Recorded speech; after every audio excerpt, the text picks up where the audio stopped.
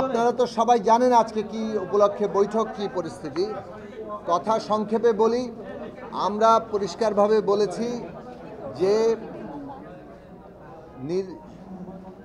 বিচার সংস্কার এবং নির্বাচনের সুনির্দিষ্ট রোডম্যাপ ঘোষণা করতে হবে।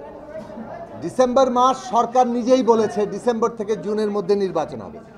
রাজনৈতিক দলগুলো স্বাভাবিক কারণে ডিসেম্বরের মধ্যে নির্বাচন চায়। এখন ডিসেম্বরের থেকে যদি অন্যথা কোনো কিছু হয়,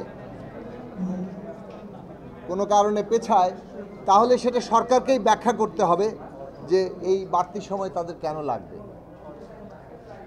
ঐকমত্য কমিশন বৈঠক শুরু করেছে দ্বিতীয় দফায় আগামীকাল থেকে।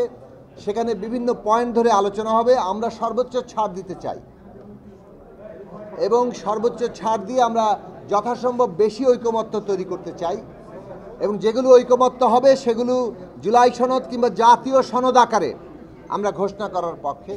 যেসব বিষয়ে দ্বিমত আলোচনার পরও থেকে যাবে সেগুলো জনগণের মধ্যে যাবে, নির্বাচনের মধ্যে যাবে।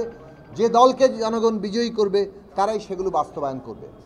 আমরা যেটা বলেছি যে নির্বাচনের তারিখ সুনির্দিষ্ট করা এই কারণে প্রয়োজন যে সংস্কারের বিষয়গুলো যেগুলোতে ঐকমত্য হচ্ছে, যেগুলোতে দ্বিমত আছে, সেখানে জনগণের অংশগ্রহণ তৈরি করা দরকার।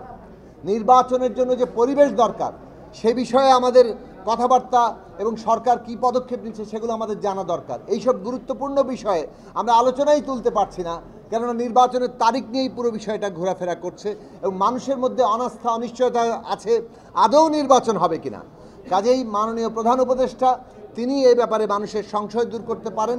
নির্বাচনের তারিখ এবং অন্যান্য যেটা আমরা বললাম বিচার এবং সংস্কার, সেগুলো সুনির্দিষ্ট রোডম্যাপটা ঘোষণা করে। একই সাথে জুলাইয়ে যারা শহীদ তাদের রাষ্ট্রীয় মর্যাদা, সেই প্রশ্নে কী সিদ্ধান্ত তারা নিলেন এটা আমরা জানতে চেয়েছি। অন্যান্য সমস্ত কমিশন রিপোর্টের কি হবে সেটা আমরা জানতে চেয়েছি। এবং সবচেয়ে বড় কথা হচ্ছে সাম্প্রতিক সময়ে রাজনৈতিক দলের সাথে সরকারের যে দূরত্ব তৈরি হয়েছে কিংবা বিভিন্ন প্রতিষ্ঠান সরকারের যে দূরত্ব তৈরি হচ্ছে, এইগুলো মানুষের মধ্যে শঙ্কা আশঙ্কার জন্ম দিচ্ছে। আমরা মনে করি যে সরকারের উদ্যোগ নিতে হবে যাতে করে রাজনৈতিক দলসহ সকল অংশীজনদের সাথে এই দূরত্ব এবং এই ধরনের কোনো রকম অনাস্থার জায়গা তৈরি না হয়, বরং আস্থা এবং একটা ন্যূনতম ঐকমত্যের মধ্য দিয়ে আমরা এই যে বিচার সংস্কার এবং নির্বাচনের মধ্য দিয়ে